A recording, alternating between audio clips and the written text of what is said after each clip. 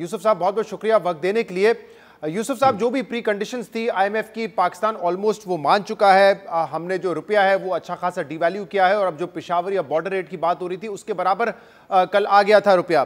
फिर हमने जो सरचार्ज की डिमांड थी आईएमएफ की बिजली पे वो भी लगा दी गई है और इसके अलावा 300 बेसिस पॉइंट का कल डिस्काउंट रेट में इजाफा हुआ है।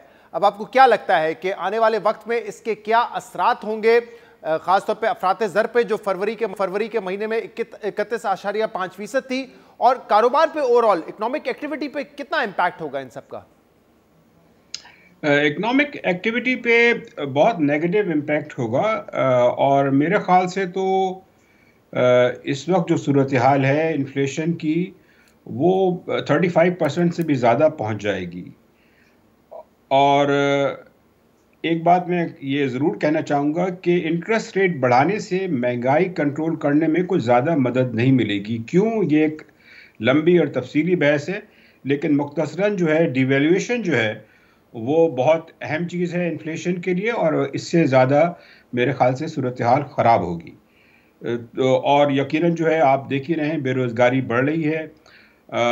लाखों अफराद जो है मेरे ख्याल से मज़ीद जो है उनके लिए जो फूड की जो शॉर्टेज है या उसकी अफोर्डेबिलिटी जो है वो मुतासर होगी। गर्चे के हमारे फाइनेंस मिनिस्टर और दूसरे हुकाम जो हैं वो ये कह रहे हैं कि जी आईएमएफ डील हो जाएगी।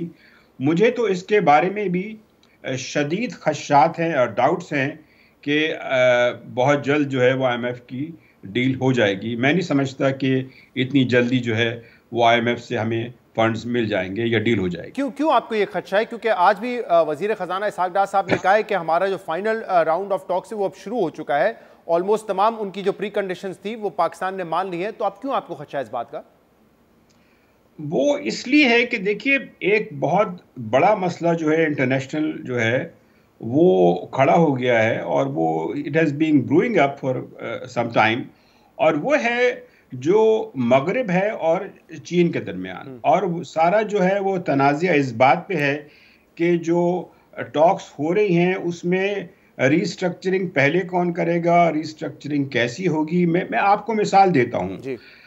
ज़ैम्बिया को तकरीबन 9 महीने लगे, हालांकि ज़ैम्बिया का जो बेल आउट था $1.3 बिलियन था। एग्रीमेंट साइन होने के बावजूद भी श्रीलंका जो है वो 6 महीने से इंतज़ार कर रहा है after the staff level agreement के कि जी बोर्ड से अप्रूवल हो जाए। घाना भी जो है वो कोई इसको 3 महीने हो गए हैं एग्रीमेंट किए हुए भी, लेकिन अभी तक जो है बोर्ड से अप्रूवल नहीं मिला है। और इसका जो है आपको एक झलक नज़र आती है कल जो है प्रेस कॉन्फ्रेंस की जो चाइनीज़ फॉरेन मिनिस्ट्री के स्पोक्समैन ने, और वो ये कि उन्होंने कहा है कि उन्होंने ये जोर दिया है जो बैनुल-अक़वामी इदारे हैं वर्ल्ड बैंक, आईएमएफ, के वो डेवलपिंग कंट्रीज़ की मदद करें। तो इस सिलसिले में अभी भी जो है 26 फरवरी को जो G20 की जो फॉरेन मिनिस्टर्स की कॉन्फ्रेंस हुई उसमें आईएमएफ की एमडी जो है क्रिस्टलिना जॉर्जिवा ने भी ये कहा कि जी आप लोग सब जो है मिल के इस तरफ कोशिश करें।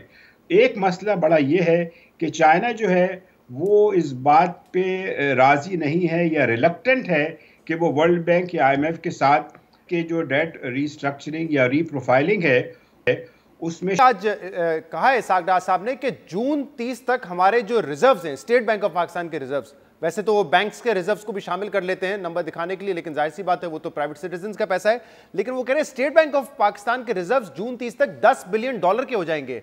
ये मुमकिन आपको नजर आ रहा है? क्योंकि जो दोस्त ममालिक थे खासतौर पर मिडिल ईस्टर्न कंट्रीज ने जो पैसे देंगे वो भी अब तक आए नहीं है पैसे पाकिस्तान के पास। मुझे तो नजर नहीं आता। देखिए इसहाक डार साहब दिलासे दे रहे हैं, तसल्लियाँ दे रहे हैं। वो हर हफ्ते ये कहते रहे कि अब एग्रीमेंट होगा, अब हुआ चाहता है, इस हफ्ते हो जाएगा, अगले हफ्ते हो जाएगा। वो बात साफ साफ करें। और दूसरी बात ये है कि उन्होंने खुद जो है ये जो पॉलिसी थी कि जी वो दोस्त ममालिक से पैसे ले आएंगे और फिर आईएमएफ से बात नहीं करनी पड़ेगी, ये भी एक हिमाकत पे मबनी पॉलिसी थी। ये बात बहुत क्लियर होनी चाहिए कि IMF से डील करने के अलावा आपके पास कोई ऑप्शन अभी है ही नहीं, इसलिए कि दूसरे ममालिक भी जो हैं वो जब तक IMF से एग्रीमेंट नहीं हो जाएगा आपकी बड़े पैमाने पे कोई मदद नहीं करेंगे। चीन ने कुछ की है लेकिन वो नाकाफी है। तो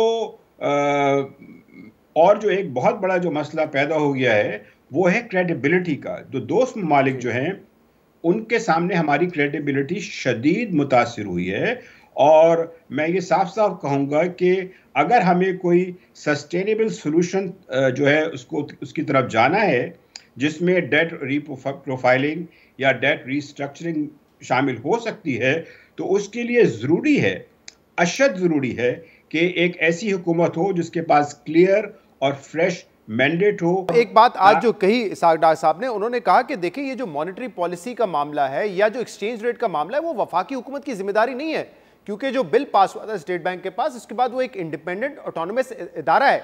क्या ये बात उनकी दुरुस्त है? क्योंकि हम तो ये देख रहे थे कि जब से इसहाक डार साहब आए हैं उन्होंने इंटरबैंक रेट को रोक के रखा, जिसकी वजह से ओपन मार्केट रेट बढ़ता गया और एक ग्रे मार्केट क्रिएट हो गई। तो उस वक्त तो कहा जा रहा था कि ये फेडरल गवर्नमेंट की फाइनेंस मिनिस्ट्री की मदाखलत है जिस वजह से एक्सचेंज रेट को रोक के रखा है, लेकिन आज वो कह रहे हैं कि ऐसा मामला नहीं है क्योंकि हमने तो एक्सचेंज रेट को मार्केट बेस्ड छोड़ा हुआ है और ये domain he state bank of Pakistan का है। जी हाँ, ये तो एक बड़ा मैं समझता हूँ कि बेरहमाना मजाक है।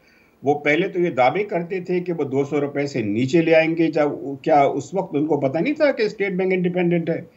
तो ये बातें छोड़ दें, उन्होंने इतना मेस क्रिएट कर दिया है अपने मुख्तलिफ बयानात से। इस बहरान को इस जो है नौबत तक लाने में उनका बहुत बड़ा किरदार है।